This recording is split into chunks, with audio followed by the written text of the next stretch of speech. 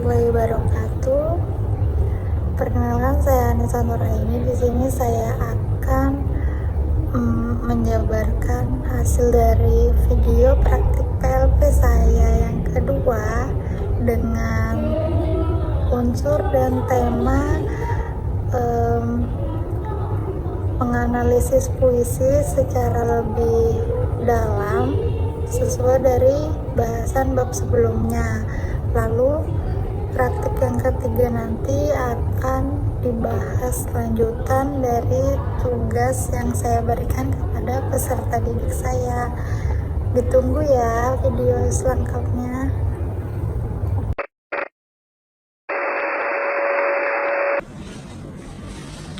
Assalamualaikum warahmatullahi wabarakatuh. Waalaikumsalam warahmatullahi wabarakatuh. Selamat siang anak-anak. Ya Bu. Oke, kita kembali ke pertemuan kita yang kedua dalam pekan ini. BTW, kalian tahu nggak bulan ini tuh bulan apa? Coba tebak. Bulan April. Bulan April itu sejarahnya apa yuk? Saya ulang tahun Bu. Saya lahir. Yang lain dong, yang nasional. Itu ujung. Bandung Lautan Api. Oh, Hari Merdeka, Bu. Iya betul. Nah, jadi hari Kartini itu kan adalah hari perempuan nasional ya. Tapi sebelum kita masuk ke dalam puisinya tersebut, Ibu akan mendefinisikan lagi nih terkait puisi. Oke. Jadi, puisi adalah karya sastra yang tersusun dalam larik dan bait serta memiliki rima dan irama.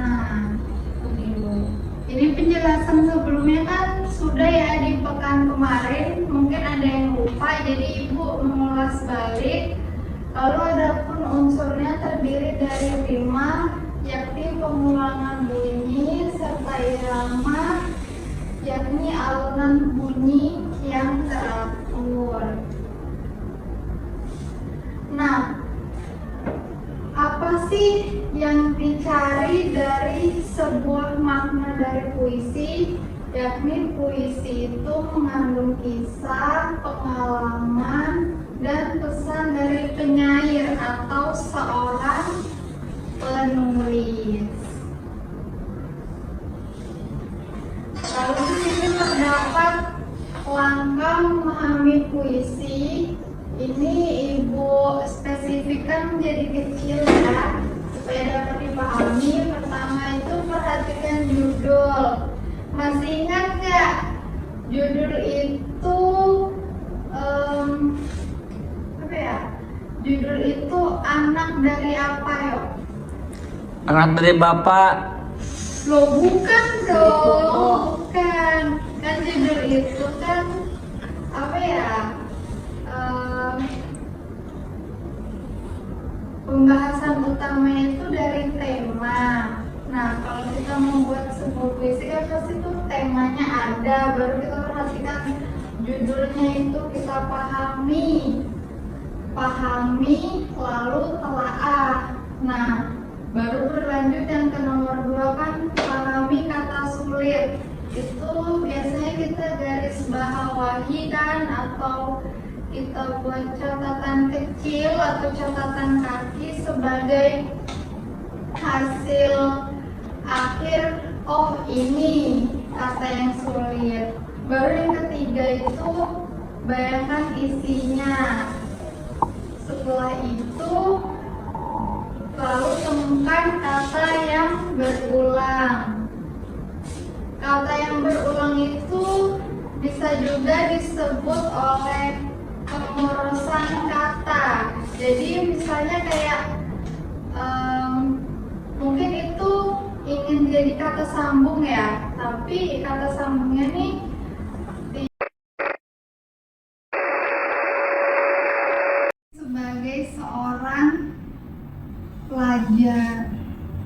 Baik,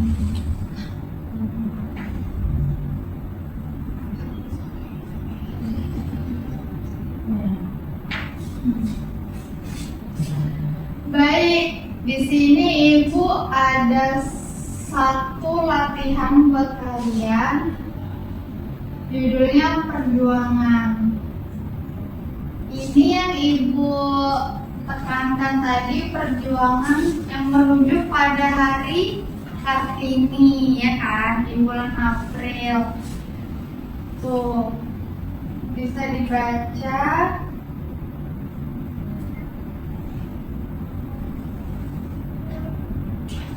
Ibu minta ini ya. Ibu minta dua pertanyaan. Ibu minta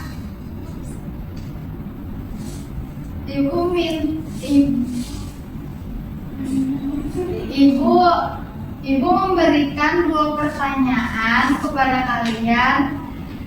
Dan kalau kalian bisa jawab sekarang, tolong dijawab. Tapi kalau nggak bisa menjawab, mungkin bisa pertemuan minggu depan sebagai bahan diskusi juga untuk pertemuan selanjutnya.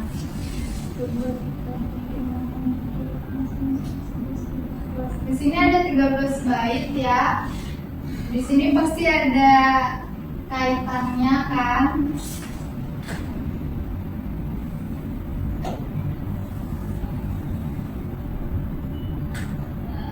Intinya kalian sudah baca.